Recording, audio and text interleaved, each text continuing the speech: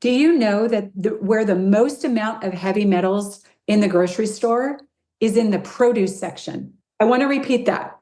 The area with the most heavy metals in a grocery store is in the produce section, people. You're listening to the Digest This podcast, and I'm your host, Bethany Cameron. Where do I begin with this episode? We cover everything from healing autism and autoimmune disease with bone broth, the sneaky, sad truth about what it takes to be in the grocery store. Hint, brands actually have to pay to be on shelves and required by the stores to be on sale so many times a year, which costs the brands money. We also talk about the GAPS diet and what that is, the Prop 65 law, and what brands, or should I say some brands, put that warning on their packaging voluntarily, even though their tests come back well below the Prop 65 lead levels, USDA regulations, and so much more. My good friend and sister in Christ, Sharon Brown, who is the owner of Bonafide Provisions, shares her story about how she helped heal her son with bone broth and how she ended up starting the very first company to bring to market real bone broth, and what we should know about sneaky ingredients in similar items. This episode will bring to light many questions you've had, not only about bone broth, but the sad industry of the quote, health food brands. You're listening to the Digest This podcast, and I'm your host, Bethany Cameron. Pooping, constipation, diarrhea, gas, bloating, farting, all that. That's pretty common, and we are all human. We all do it. We all experience it. And it's something that I talk about quite often on this show. And another thing I talk about often is seed probiotic. And this is something I have been personally taking for about 3 years now. It is a pre and probiotic capsule all in one. And it's something I talk about on my Instagram too. And I always recommend it to everyone that asks me what probiotic would I recommend, and that is Seed's DS-01. And if you're one of the millions that have been on the fence about Seed and have been curious to try it, now is the time, because my listeners get 25% off their first month. Just go to seed.com/digest and use code 25digest to get 25% off your first month. Again, that's 25% off your first month of Seed's DS-01 Daily Symbiotic at seed.com/digest and use code 25digest. I've got a recommendation that not only will add sweetness to your life, but also add loads of health benefits to your body. Manukora contains powerful nutrients to support immunity and gut health. This Manuka honey is sourced from New Zealand, is tested for heavy metals, glyphosate, and toxins, which you can scan with your QR reader to see the results for the exact container you purchased. This honey contains 3 times more antioxidants than your typical sweetener and also contains a special antibacterial compound called MGO. It's hard to find a Manuka honey with an MGO above 500, but Manukora guarantees an MGO of 850 or above. It's easier than ever to try Manukora honey. Just head on over to manukora.com/digest to save $70 on their starter kit, which comes with an 850 plus MGO Manukora honey jar, 5 honey travel sticks, and a wooden spoon, plus a guidebook.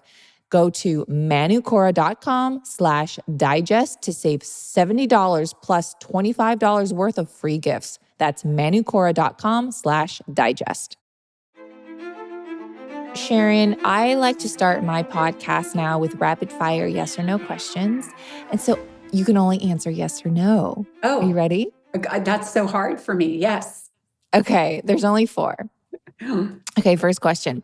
Is shelf-stable bone broth not real bone broth? No, that is false. Okay. It was 3. Okay. So that is false. 4.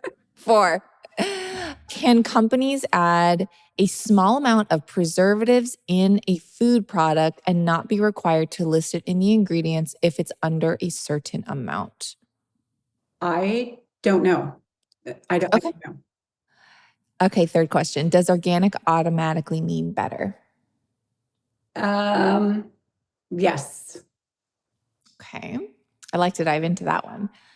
Last question. Can we reverse autoimmune diseases even when doctors say we have to live with it the rest of our lives? Yes. I feel like that last answer to the question is just really inspiring. And I think it's a great segue for you to introduce yourself and give my listeners a quick reminder because you were on the podcast about 3 years ago. But for those that didn't hear the episode, give them a reminder of why you even started this company in the first place. Sure. So I am a mom, and I'm actually going to be 59 in June. And my husband and I have been together for 35 years, and we have 3 children. And our middle son, he's actually going to be 26 this month. For the first 6 years of his life, he was chronically ill. By the time he was in first grade, he had been on 24 rounds of antibiotics. He was on steroids, albuterol. He was just a sickly little guy, and he had chronic sinus infections, ear infections, respiratory infections. He had skin issues. And then we went to a back to school night, and the teacher had said that she thought that he had been exhibiting signs of ADD and thought that we should put him on Ritalin. At that time, that was the focusing medicine that they would give children. And that, they had been, she'd been a teacher for whatever 20 plus years, and it's better for the families and the students and the teachers if you can get them on medicine early. And I went home from that meeting crying in the car on the way home and saying to my husband, we cannot add more medication to this child. We cannot continue to just stack medication. And mind you, this was 20 years ago. So the world was a very different place 20 years ago. We did not have content creators. We did not have Instagram. We did not have TikTok, social media. The internet was barely being used for this type of information. And so I actually ended up in the library. I came across the teachings of Weston A. Price. And, I'm not going to get into that. Just Google him and you can find out who Weston A. Price was. But this idea that cultures all over the world were much healthier than Americans. And it wasn't until Americans introduced the SAD diet, which is an acronym for Standard American Diet, into their food program, was really when they became sick. And so Weston A. Price, he was a big proponent of bone broth. And so I just started to learn a little bit more, buy these books in the library that you could use food as medicine to reverse disease. And so we pulled my son out of school and started incorporating a real food diet, copious amounts of bone broth. He drank gallons of bone broth. And 3 months went by. That was the first time since he was 6 months old that he hadn't been on a round of antibiotics. Then 6 months, then 9 months, and a year later, we completely healed this little guy using food. He's hasn't been back to the doctor since. He's 26. He does not have ADD. He has a business degree, works in the medical industry, and is just a lovely human. And we healed him using food. And so it just gave me a passion. I went back to school. I got several certifications in nutrition. I opened up a nutrition practice here in Del Mar, California. And within 2 years, I had a wait list to work with me, a 4-month wait list to work with me. And there just wasn't a lot of us at that time, and teaching people how to heal through food. And my biggest challenge was getting people to make bone broth. I became a GAPS practitioner. I worked with tons of children who were on the spectrum, whose parents were having issues with their children, things like just bowel movements. I will never forget this boy that came to me, and he was a teenager, had autism all of his life, but his mom was less concerned about the autism and the fact that he couldn't digest his food, and he would go weeks without having a bowel movement, and they were the size of a small grapefruit. And so he would not want to have a bowel movement because he was in so much pain. And when we put him on a real food program, he started to have daily bowel movements for the first time since the mom could ever remember. And so Really just teaching people how to use food as medicine, and bone broth was the biggest challenge. As I said, there was no bone broth on the market at that time. And so we launched a bone broth company, and we were the first one ever to launch bone broth in the marketplace in 2011. 2012 is when we say we launched it, but 2011 is when we really started to make it out of our own kitchen. Wow. I have so many questions about the creation of the bone broth and why, I feel like if you were the first to bring it to market and for people to just buy at the store, then was it hard? Because obviously people needed education of what this actually was. And I'm sure some people thought it was like kind of gross. And nowadays, a lot of people are aware and they don't think it's gross, I guess you could say, for lack of a better word. They know what it is and everyone's drinking it. But back then, what did people say? It's a great question, Bethany. People did not know what it was. And they were, it took us 3 years to get into Whole Foods from when we had this ideation and into Whole Foods. And that was not 3 years of not trying. They eventually brought it in. Kudos to them nationally. People had no idea what bone broth was until you started telling them, oh, it's when you take the bones of an animal, you simmer it for long periods of time, about 18 hours, very simple ingredients, add a little apple cider vinegar. And they go, oh, wait, my grandma used to make her broth like that. We just didn't call it bone broth. And, it was these conversations that people going, well, wait a minute, that's how my grandma used to make it all the time, but they would just call it broth. And so it was challenging at first, but what happened was we went to Expo West and we were told there were going to be many, many copycat brands. And, we were told within 5 years, there's going to be, 25, 30 copycat brands. And that actually did happen. And so, all tides kind of rise the boat. And so it's been great because it's brought awareness to bone broth and what bone broth is and what bone broth isn't.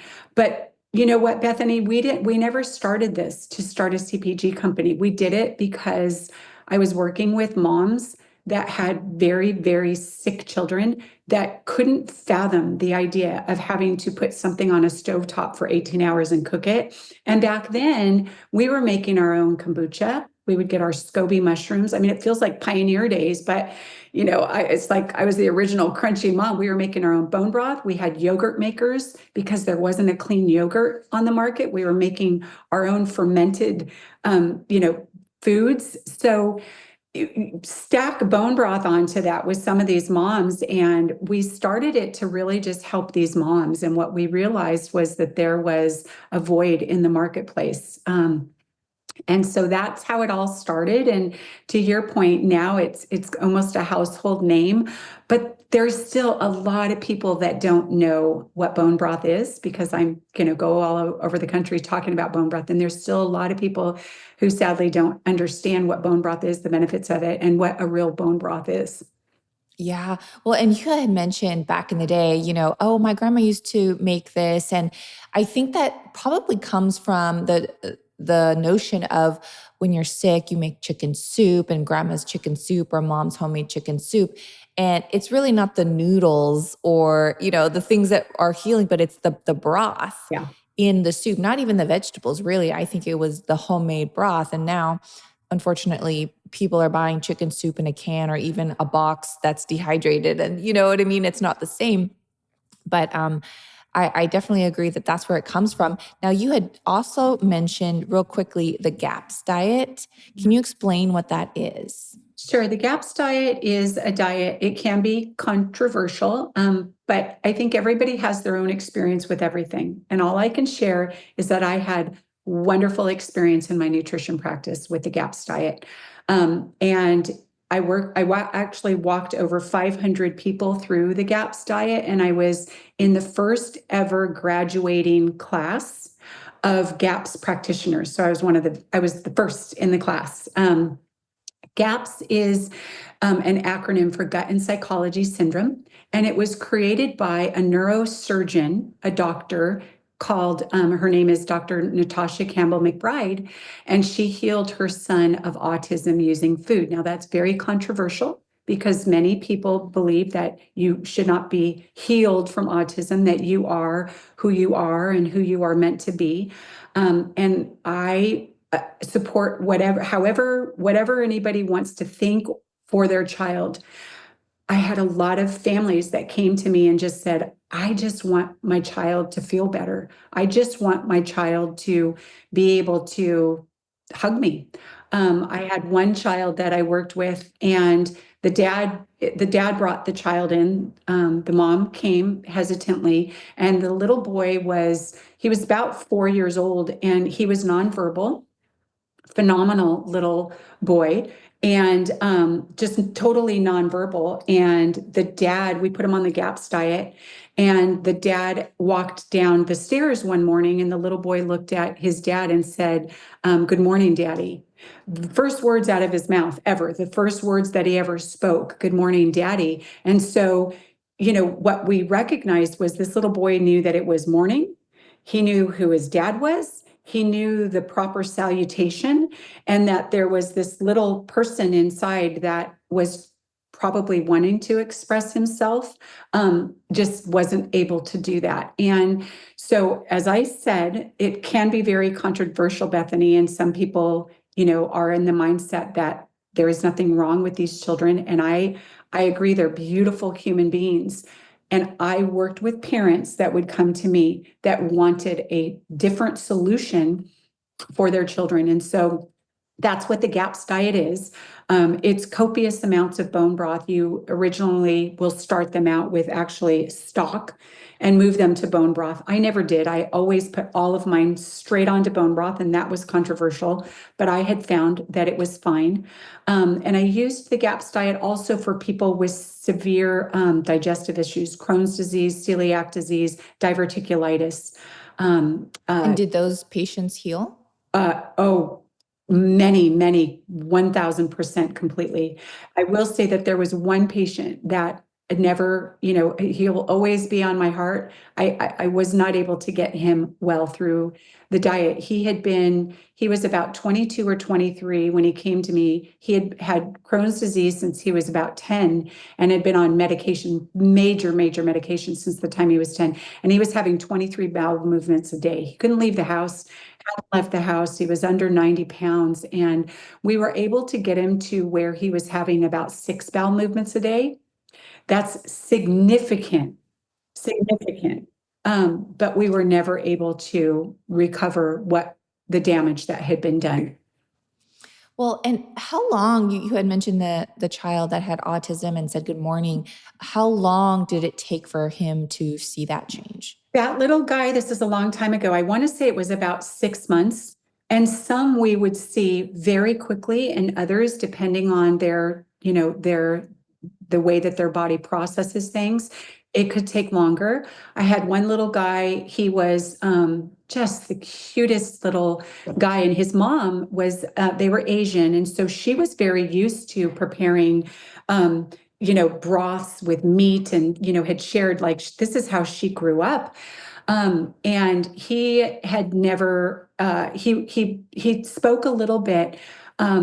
He was on the GAPS diet for about 9 months, and she went to pick him up from school.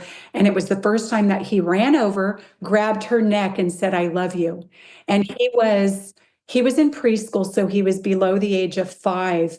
But to have her in my office and say, "My son said, I love you," for the first time, these are life-changing moments. And it was amazing to be able to be a part of that and to really see what you can do and the power of food, Bethany. And when you asked, and we started this conversation, you asked if I believe that you can heal, disease and autoimmune disease through food. The answer is 1000% yes, because I've seen it time and time again. And I actually healed my own autoimmune disease over the last couple of years using food. I developed an autoimmune disease because of stress. It was really stress. Been there. It's not easy running a company. And it's not easy running a brand, Bethany, and you know that. And it looks fun and it looks glamorous. And that's about 10% of what it is. But the rest of the time, it's running a business, and it's very, very stressful. And particularly, I think, on females, because we are emotional creatures.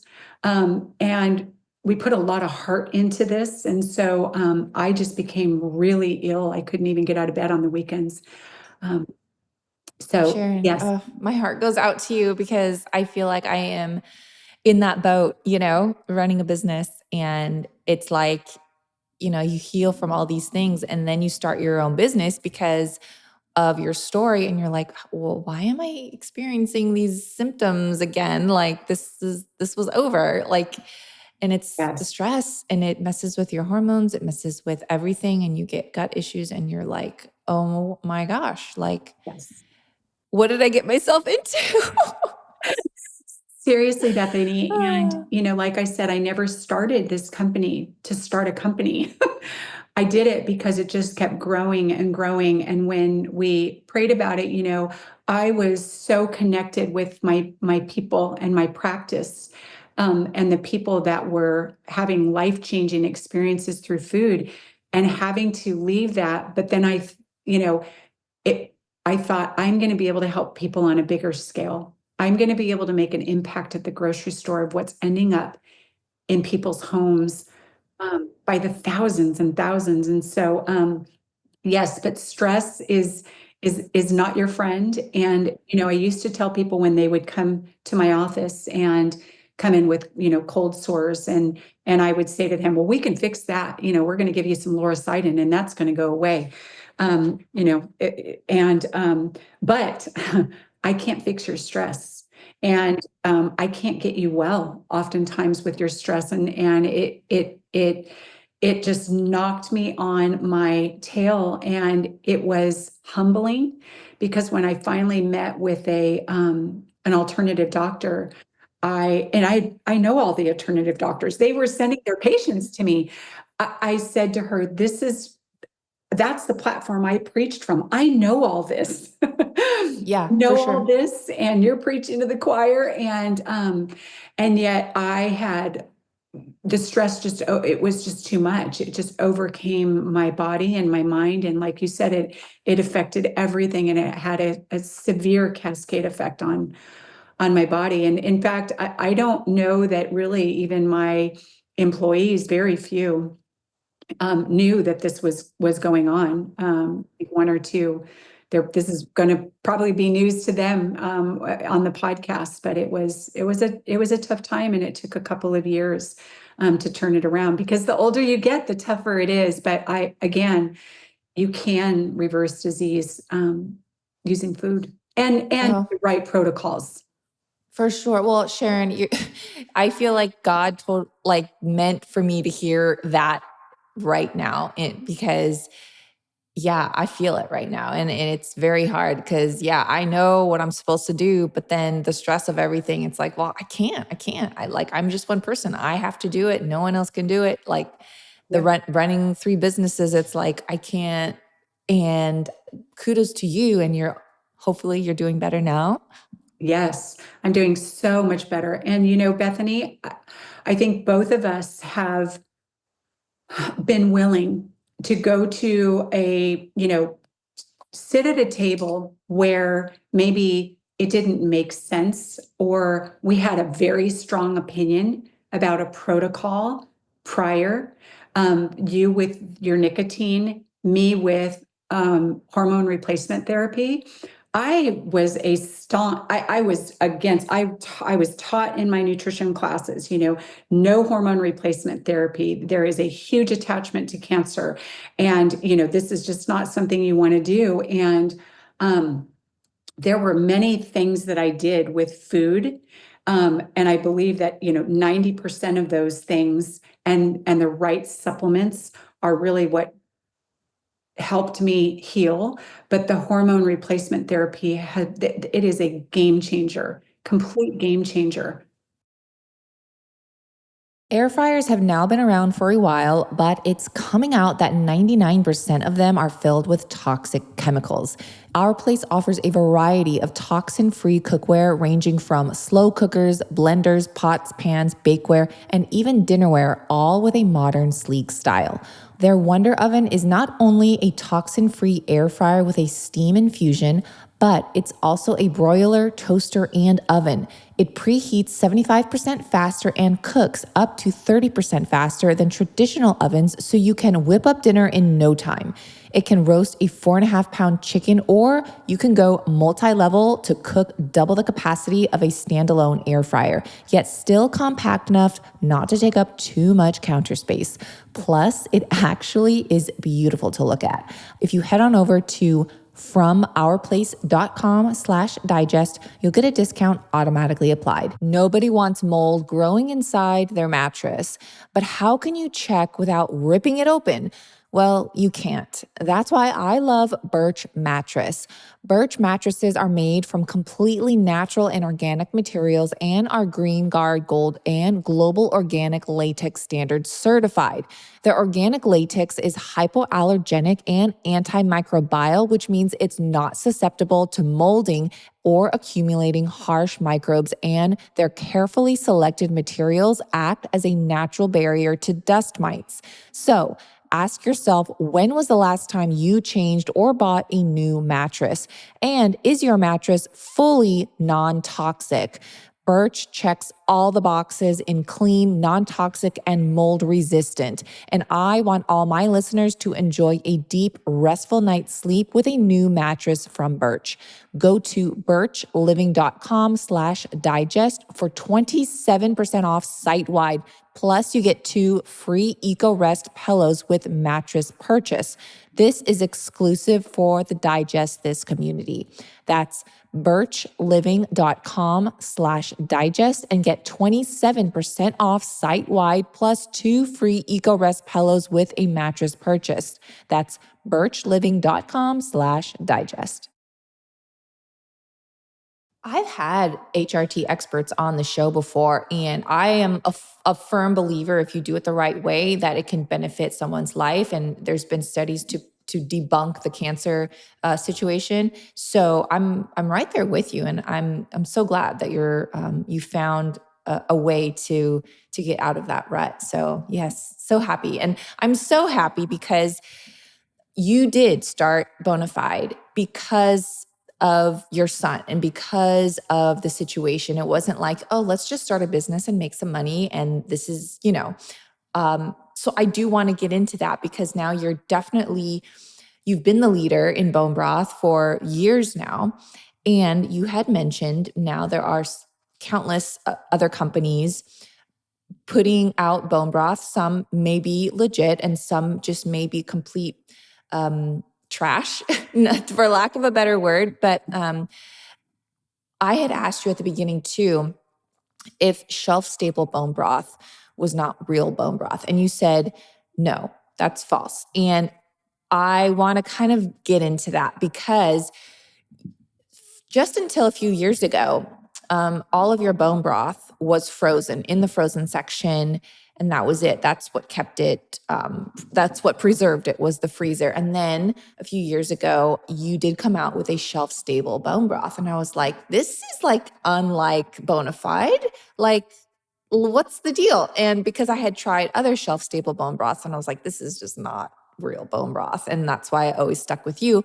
But then I tried your shelf-stable bone broth, and it was different. And so can you explain why your shelf-stable bone broth is different from maybe others? Yeah, good question, Bethany. And I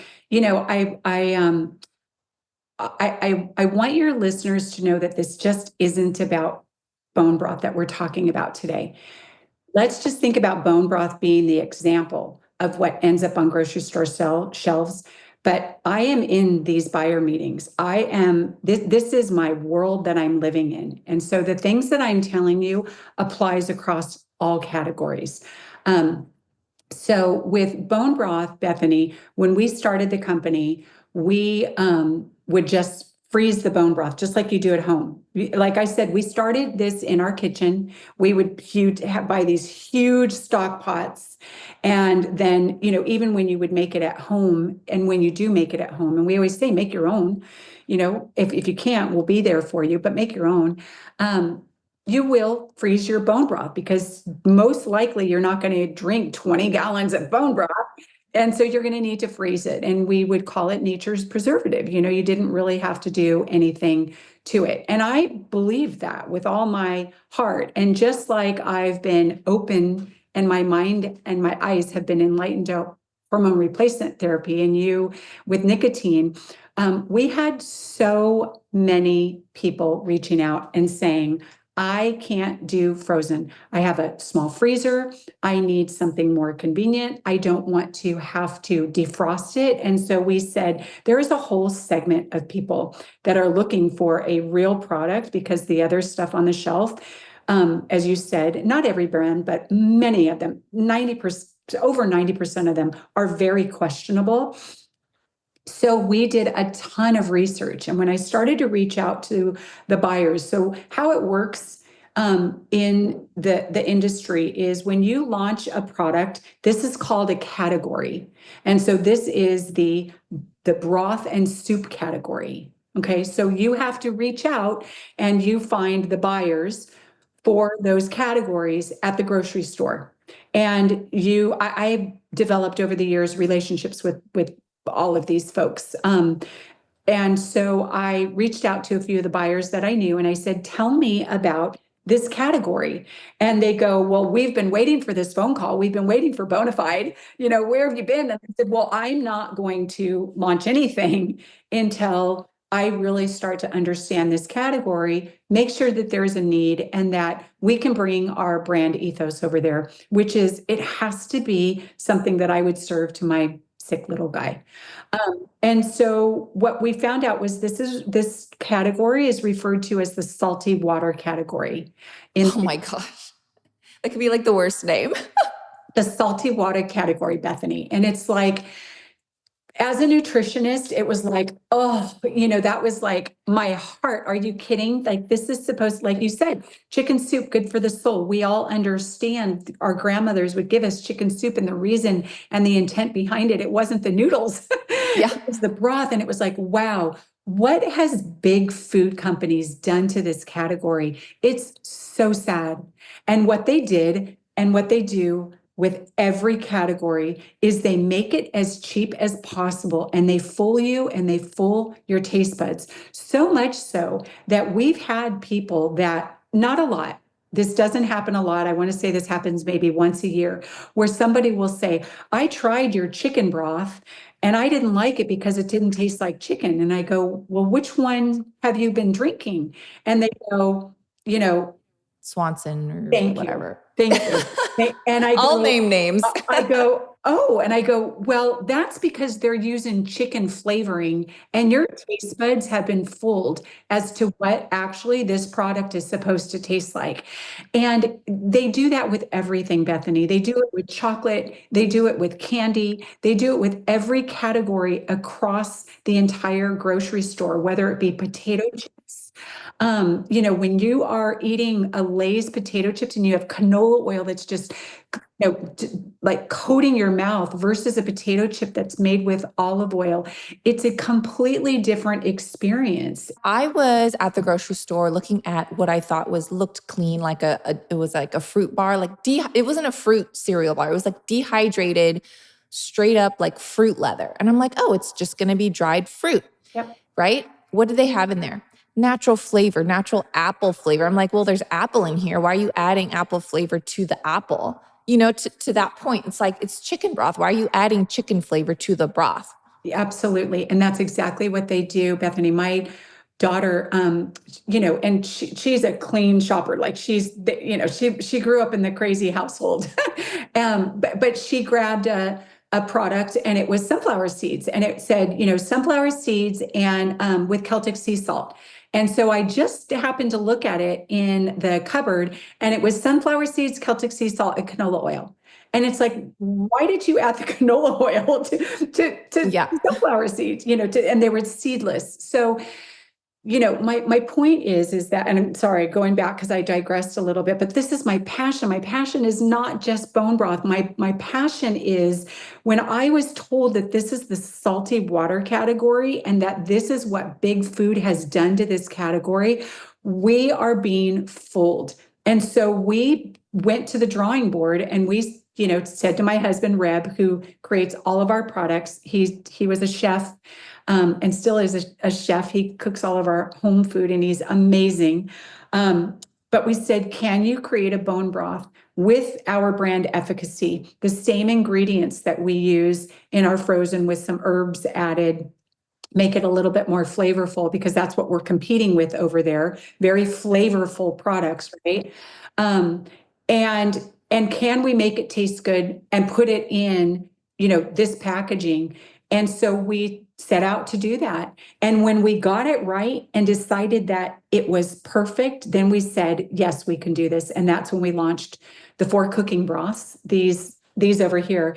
And our vegetable broth, sadly, Bethany, vegetable broth, let's just think about that for a minute. Our vegetable broth is the only one on the market with 12 organic vegetables.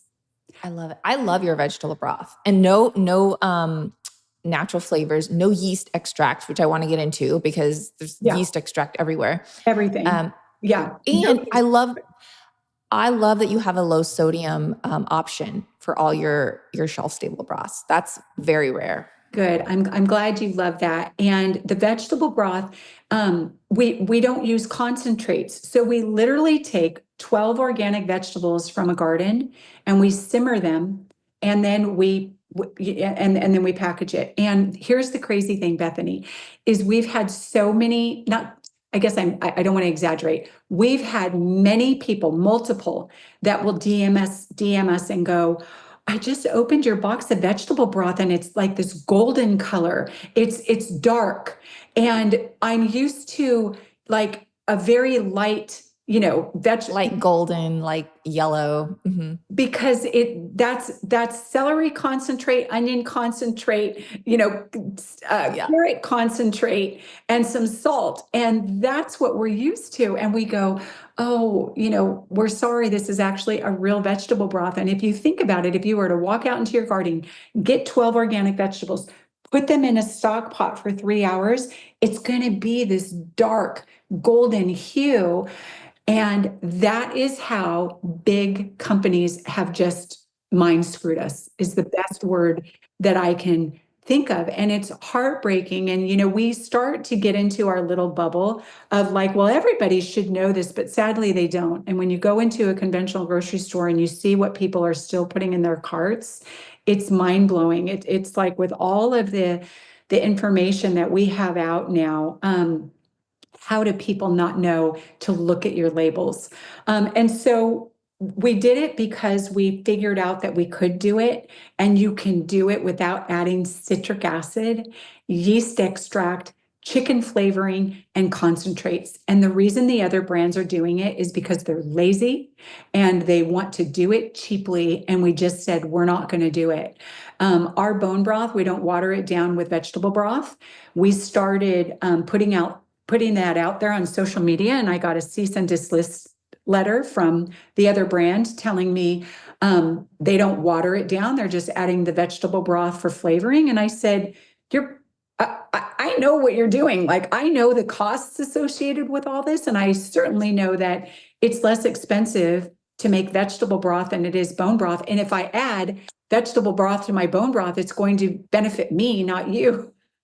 Right. And you're decreasing the protein content. You're doing all of that. Yeah. All the collagen. And so we just, we sent a little note back that said what we are doing is perfectly ethical, legal, and moral. And all we're here is educating people, and people, still have the choice and they can make the choice. So that's a long story, but I hope everybody's getting the picture. And the picture is that you have to read your labels. And a grocery store trip is exactly that. It is a trip. You're going, and it's not just about throwing things in your cart. It's about reading labels. And the sooner that you can teach your children that, the better. My daughter, talks about a time when she went to grocery shopping with a bunch of girls, and they were just throwing things in the cart. And, she called me, the next day. I was like, how was your day? And she's like, I literally had like anxiety because everybody was just throwing things in their cart. And she was like, wait a minute, I need to look at the ingredients. And that, not that you have to become a crazy person about this. There's everything in moderation.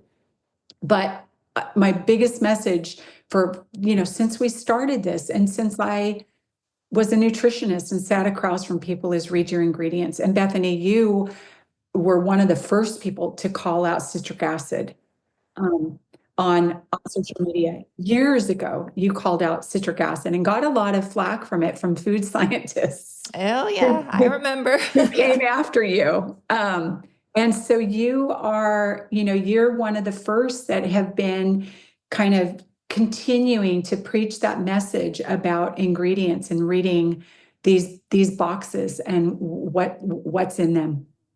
Yeah, well, thank you, Sharon. And I really do appreciate like what you were just saying, though, about how you make your broths is very important because that is not displayed on all bone broths. And you could literally look at your brand and another brand, and maybe, let's just say they do have the same ingredients, no fluff, no extras, but how are they preparing it? Are they simmering it for 18 plus hours? There's more to the story. And I think that's what sometimes can get lost too. It's like, well, this brand's cheaper. Well, did they just cook it for 2 hours and jar it? Or, you have to really know how it's made. Yeah, that's a good point. And two things, Bethany. You had asked, I guess, in the beginning, if you can add ingredient and not tell. I don't know about that, but I do know, because we've never tried it, but I do know this. You can put powder in a big stock pot and add water. And the powder can be bone broth powder and call it bone broth. So, I guess make sure that the company is using bones and ask them that. There's an FDA regulation or a USDA regulation where it has to say broth. You have to say broth because there isn't bones per se in the packaging, but you want to make sure that the company is using bones. And then, I want to talk about, I'm glad you said about being on sale. And this is, again, I'm here to educate you as a shopper because all of us, and me as a shopper, and your listeners as a shopper, because you vote with your dollars. Every time, the way that it works is every time you pull one of these off the shelf, it's called, these are called SKUs, and you get a velocity report. And what that means is you get to see how many of these are selling per week. Okay. And guess which ones the stores keep on the shelf?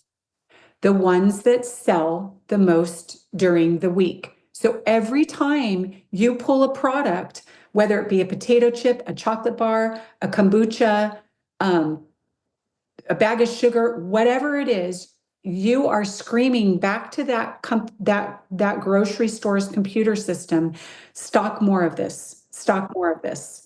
And so when you go to the broth aisle and you see that, let's say Pacific is on sale, because they often are, and you buy a box of Pacific broth, cooking broth, bone broth, that's great. You are supporting Campbell's. Okay? Yeah, I don't think people realize that. Yeah, and that's fine. I have nothing against, whoever you want to support. But what I'm trying to convey and teach is that every time you pull a product off the shelf, you are supporting that brand, whoever it is, whether it be Bonafide Provisions, whether it be Campbell's, whether it be whoever it is. So you vote with your dollar, you vote with what's in your cart, and you are speaking volumes to the grocery store of what you want them to continue to stock. If we stopped buying canola oil in the grocery stores, they wouldn't keep it on the shelf, because that shelf, you're competing. Yeah. I'm amazed of how many different brands of canola oil is actually out there. Like, I am floored. I'm like, people are still buying this. Like, isn't this like, people should know now, like everyone should know this is like not good cooking oil, Yeah. and they're flying off the shelves. I'm like, what is happening? I know, Bethany. I feel the same way. And every time it flies off the shelf, they restock it. And look, I mean, the grocery stores, thank God for the grocery stores. I mean, what would we do without our grocery stores? And they're amazing people. They have a business they're running as well. And it would make no sense for them to stock things on the shelf that people aren't buying. They would go out of business, just like you and I would go out of business, Bethany, if we weren't thinking about our products and how to run a business. And so what we can do is speak back to the retailer by showing them, the reason why they continue to launch new products for Bonafide is because you're all buying them. And the reason why we just got our data back, and it's, one of these products is the number one driver of growth in this category, is because you guys are buying them. And so that's kind of the message across all the categories, is vote with your dollar. No, I 100% agree. And to add to that, my protein powder, I get people that come and they're like, it's not crazy sweet. I'm like, well, I don't add stevia, or I don't even add monk fruit. We do add like a few grams of coconut sugar. It's like 3 grams per serving. I'm like, I'd rather have some organic coconut sugar than this stevia or monk fruit, or there's no natural flavors. They're like, it's like, doesn't taste like crazy chocolatey or crazy. Like, I actually think the strawberry does taste really strawberry. But all that to say is, people are used to all of these heightened senses and tastes, and they forgot, they're hijacking their taste buds of what it's actually supposed to taste like. And it's sad because we have children now that we don't have children, but there are children growing up that don't know any different. Yeah. And it's very, very sad. I will get off my high horse here, but I do have a question about how you package it, because I've always been curious, like, how does bone broth stay shelf stable, right? You're not using preservatives or a freezer. Mhm. So how do you make it shelf stable? Is it like canning? Yeah, it is actually like canning. So it's the packaging that allows you to do it. So the packaging that we use is from a company called Tetra Pak.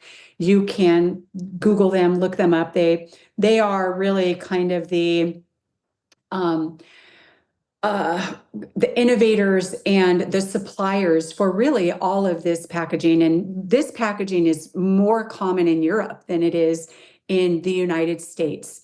And so it absolutely is the packaging itself that allows it to remain shelf stable, so that you don't have to add shelf stable additions to it, like a citric acid. Now, with our frozen, what we do with our frozen is that we cook the broth. They're all cooked a minimum of 18 hours, and then we cool it. We actually cool it in it goes through a cooling tank, and then but you can only cool it to a certain temperature because of food contaminants and that type of thing. And then it's cooled, and then it goes into the packaging. So That's another question I had, was like, are you just pouring hot water into this packaging? Because I'm sure maybe some do. So yeah, some do, and some people are concerned with that.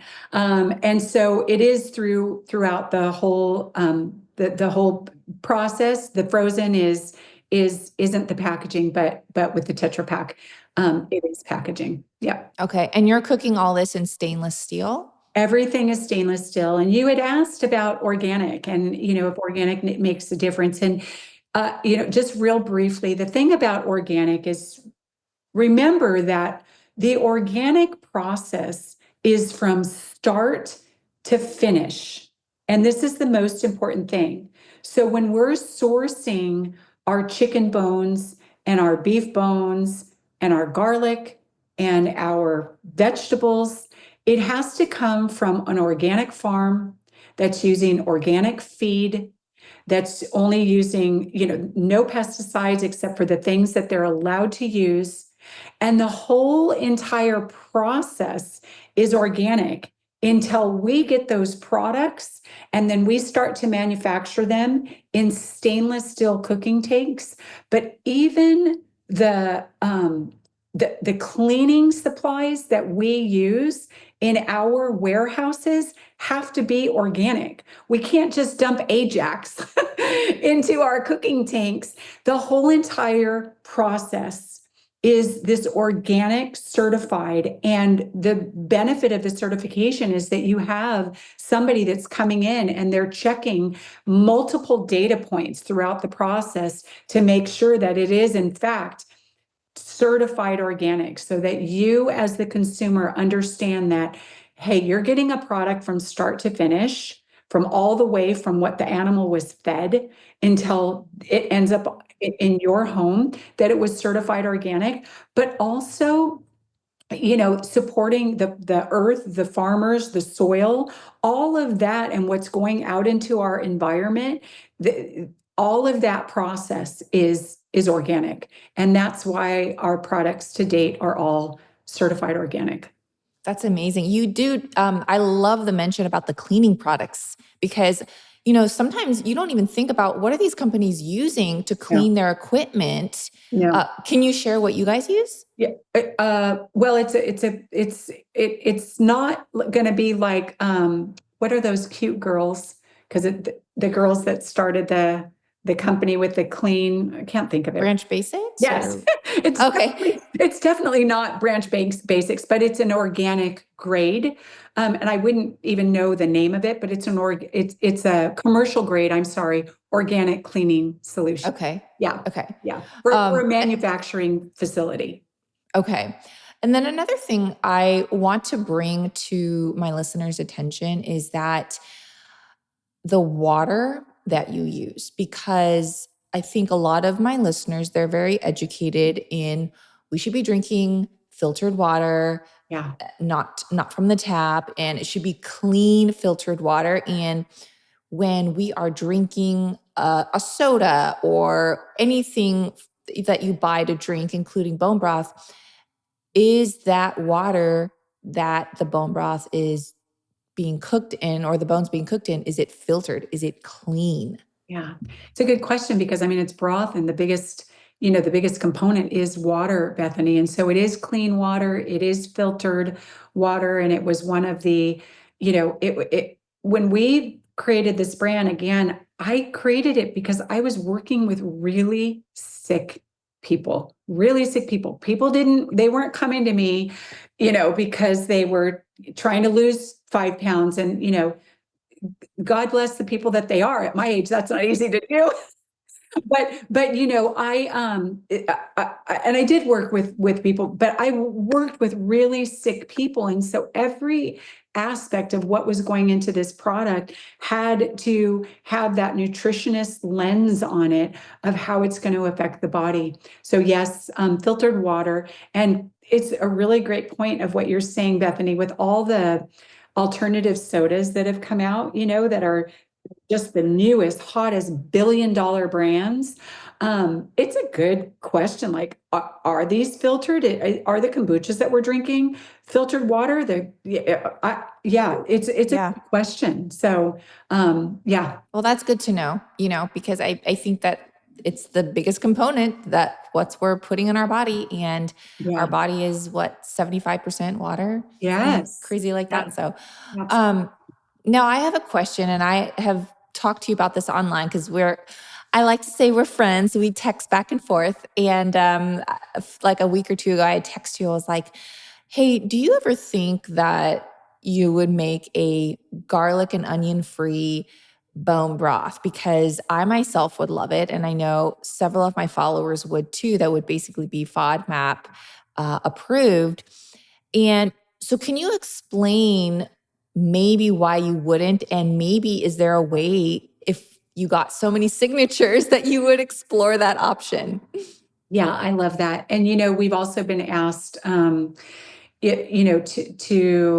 make kosher products, and we actually uh, really wanted to be able to do that, and kind of walked down that trail of what that would look like, and had a rabbi come in, and it became a more challenging process than we thought it would be. And you know at the end of the day, we're running a business, and the only way there is not a lot of profit margin in the CPG industry. I hope it's okay that I'm going to explain a couple of things, Bethany, to everyone. Um, when you launch a product and it goes onto the grocery store shelves, first of all, many grocery stores charge you to even put your product on the shelf. So you are charged. It's called a slotting fee to buy basically the real estate in the grocery store. So you have to pay to put your product in initially, because they're taking a risk. I mean, everybody is in this business, right? Then you need to get the product trial. People need to try this product. So when you go through the grocery store and you see all the sales, buy one, get one free, 50 cents off. Oh my gosh, Bonafide is on sale. Instead of $4.99, it's $3.99. It's not the grocery store that's doing that. Discounting, yeah. Discounting it. It's us. So every time one of these are sold, we get a charge back for that dollar or $1.50, or buy one, get one free. So that's at the grocery store level. Well, then we need to package all of this onto big trucks and get it into a distribution center that takes it into the grocery stores. Well, last year, they decided to call all the brands and say there's only really two main ones. One of them called all the brands. We got on a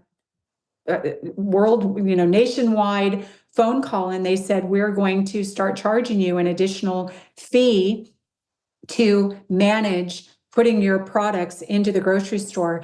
And for a brand our size, it was about $500,000. In the middle of the year, we had not budgeted for it.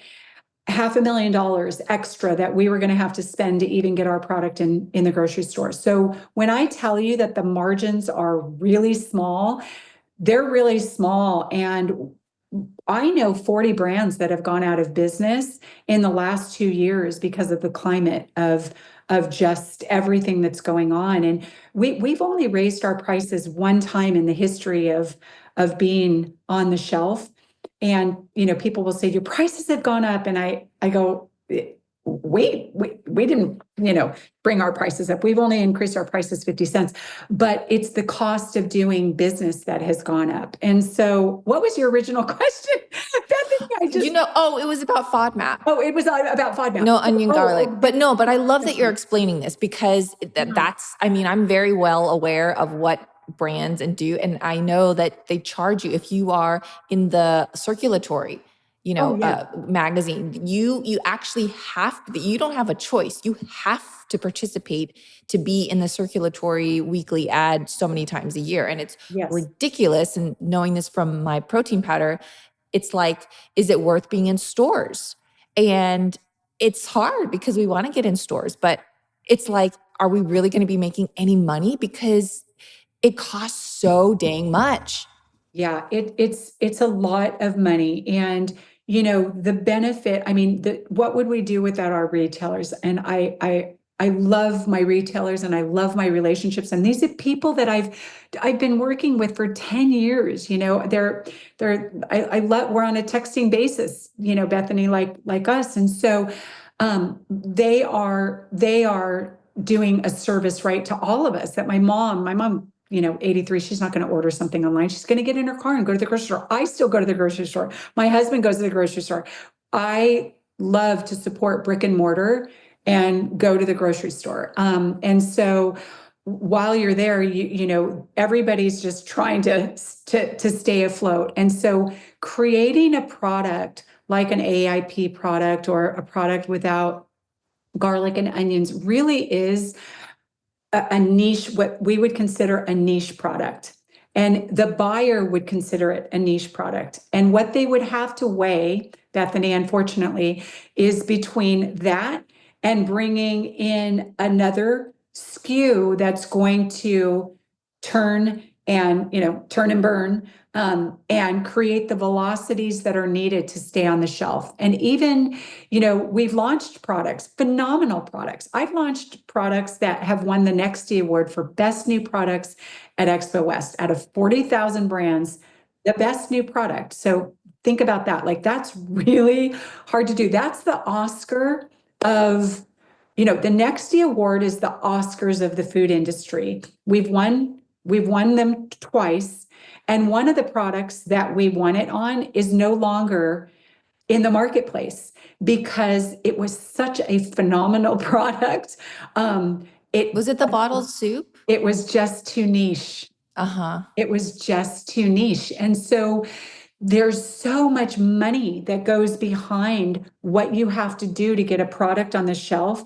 And if you only have a few people that are following that program that actually make it into the grocery store shelf to buy one every week, your product's going to get discontinued. And so those products, unfortunately, are a little bit more niche right now. It's not to say that in the future, those food trends aren't going to catch on. Like protein is seeing its day right now, right? It is just seeing its day. And so we just can't get enough protein on the shelves. And so that's seeing its day. And then there was a time when paleo, was seeing its day. And so there could come a time, but for a small brand, we're still considered a very small brand, believe it or not. We're competing with the big guys. We're competing with the big guns. We're competing with Campbell's Soup, who have streets named after them, where their offices are. So it's just too expensive for us to be able to supply a niche product and make a profit from it. Could you sell it online only on your website? Or would that, because I know too, you would have to buy so many packaging and so many, there's limit MOQs, minimum quantity order, so I know there's that struggle, but if you got enough people, would you sell it online only? I think that we could be open to that. And to your point, there are minimum order quantities. You have to buy 500,000 bags. Then you have to really hope that you're going to be able to get enough people to buy it online. And then Bethany, that once you launch online, it's search engine optimization. And we know of brands when we launched our bone broth, there was a company that came after us after a couple of years, and they launched the first bone broth protein powder. And one of our investors was a board member, and they were spending, that particular company, I'm not going to say who it was, $500,000 a month on search engine optimization for their bone broth powder. Was it Vital Proteins? I can't tell who it was. Okay, because I know they got bought out by Nestle, and so they had some money to spend. $500,000 a month. So when I say it's really hard to compete and to launch products, it really is.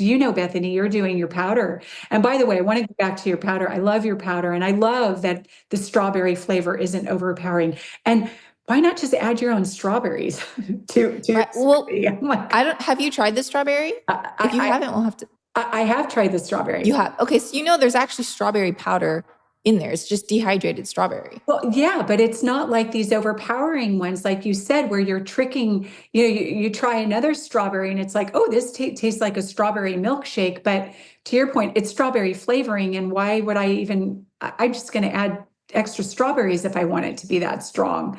So yes. Well, I'm glad you like it, but it's sad that people just, even if they know. Yeah. Like the sad part is that I know I'm going off on a tangent here, but the sad part is many do know, many are aware, yet they still consume it because they don't care.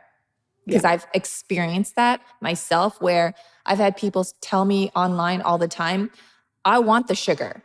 I want the, you know what I mean? All these colors or whatever. And they want it. And I'm like, that's sad to me.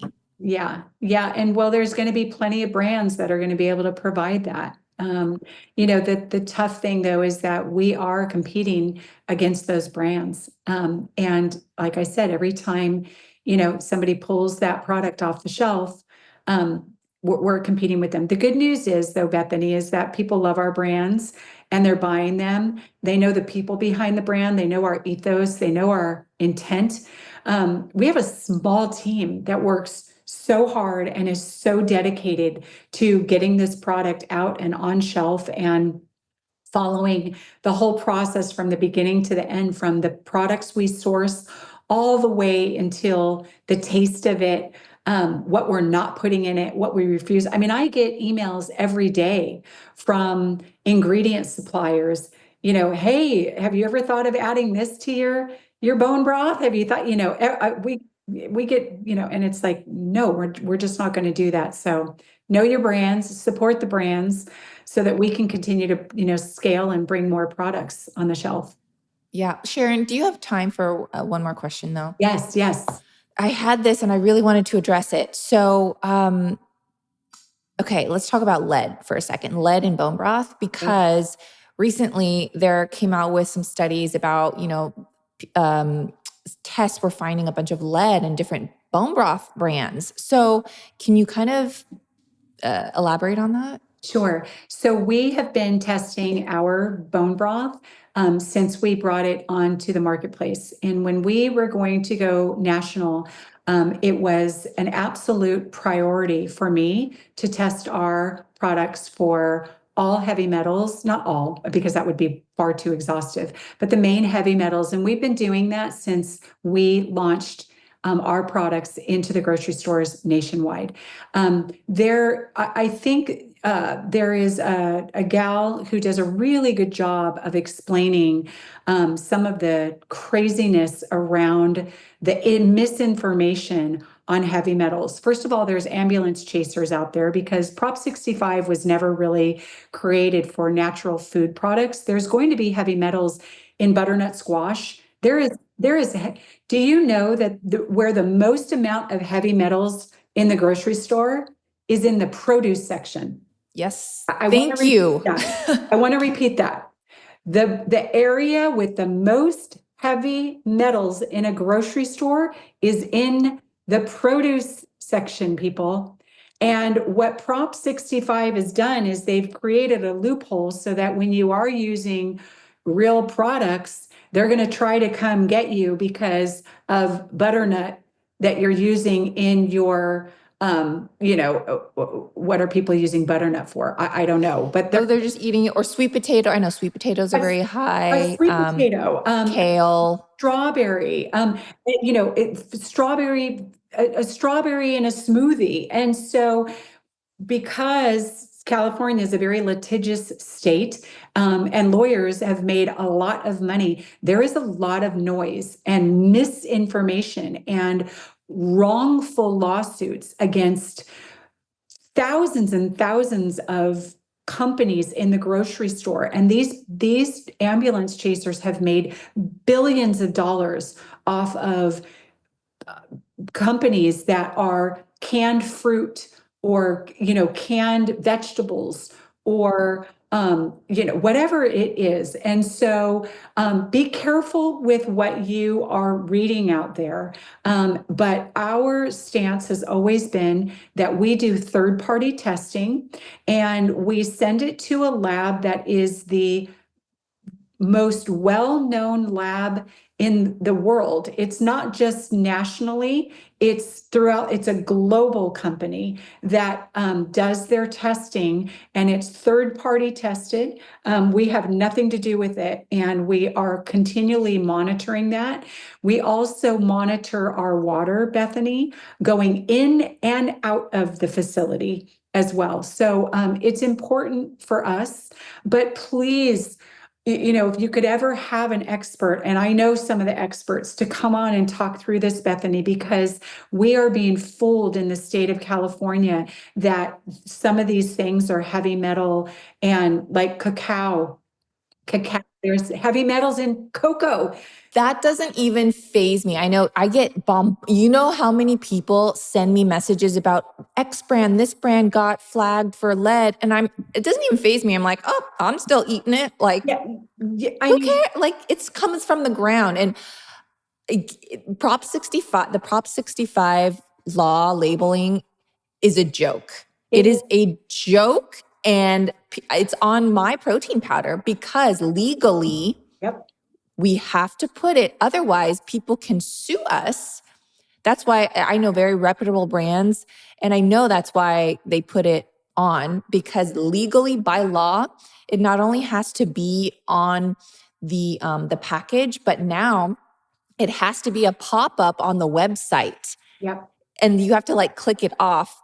And it's funny because it only applies to California, first of all. So apparently people in Florida are fine. But the reason we have to have it is because, peas come from the ground. Like you were saying, it's a vegetable.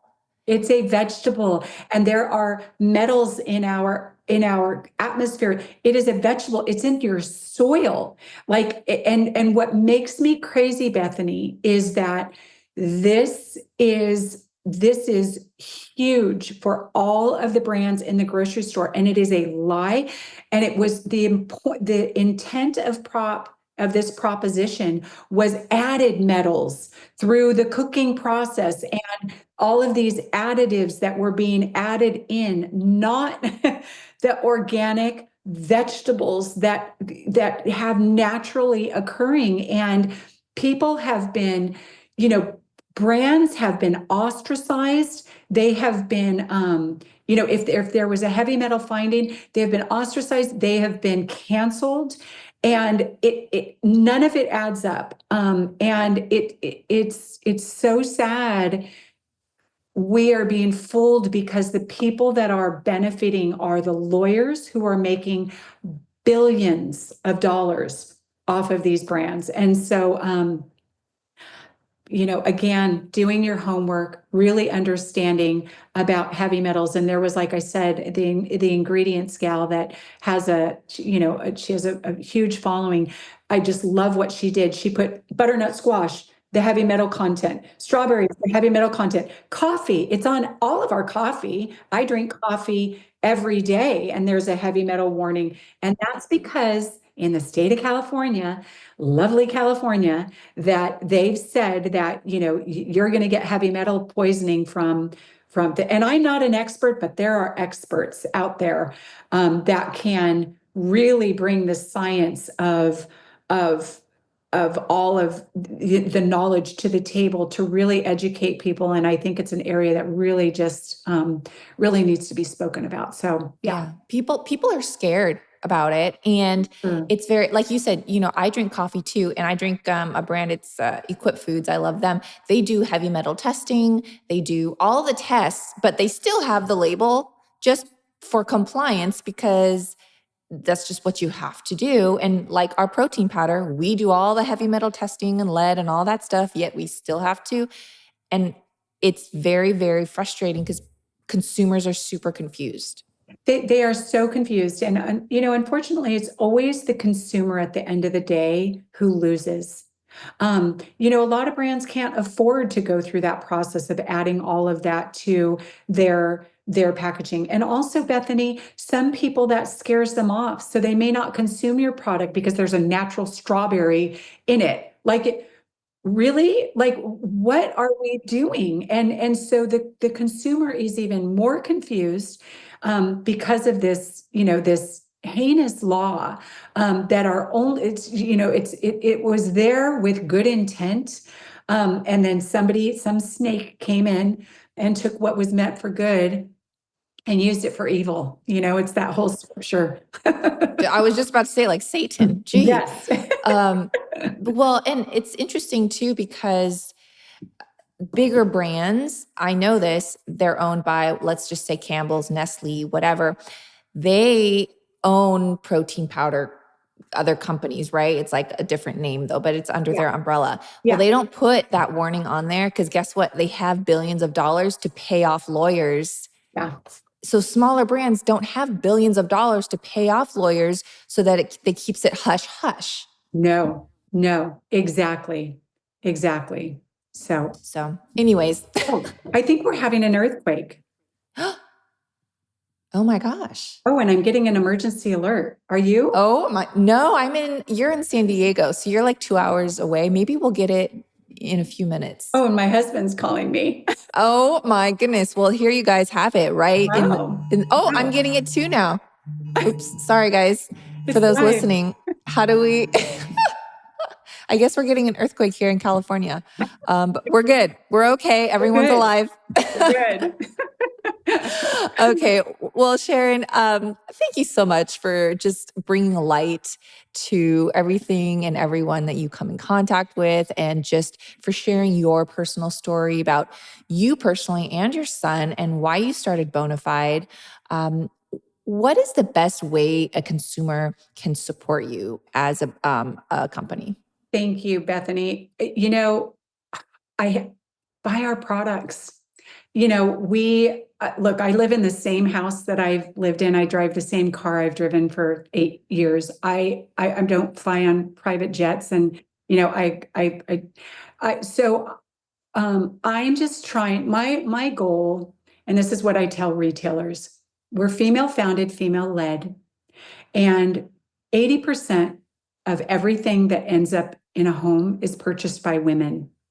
And I have been given this opportunity to create a product and have a conversation at the table at what ends up on grocery store shelves and in your home.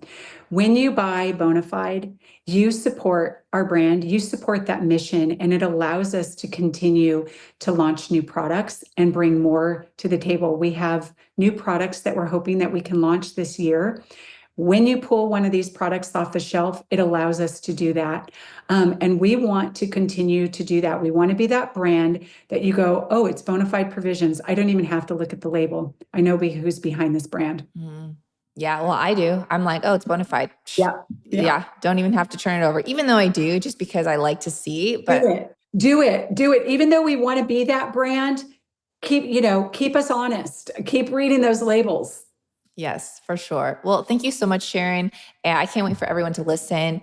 And I'm wishing you, we're recording on Monday, so I'm wishing you a wonderful week ahead. Yeah, happy week, everybody. Thanks for listening to this episode of Digest This. If you enjoyed this episode, please leave a review in your podcast app to let us know. If you're ever wondering how you can support me and this podcast, sharing it with your friends and family is the best way. This is a Wellness Loud production produced by Drake Peterson and edited by Mike Fry. To check out more shows by my team, go to wellnessloud.com, and to email the show, message us at digestthispod@gmail.com. See you next time. The content of this show is for educational and informational purposes only. It is not a substitute for individual medical and mental health advice and does not constitute a provider-patient relationship.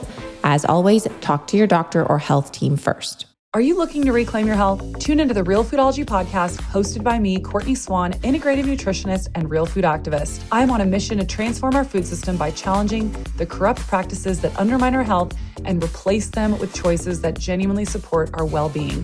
Listen to Real Foodology podcast on your favorite podcast app. New episodes every Tuesday.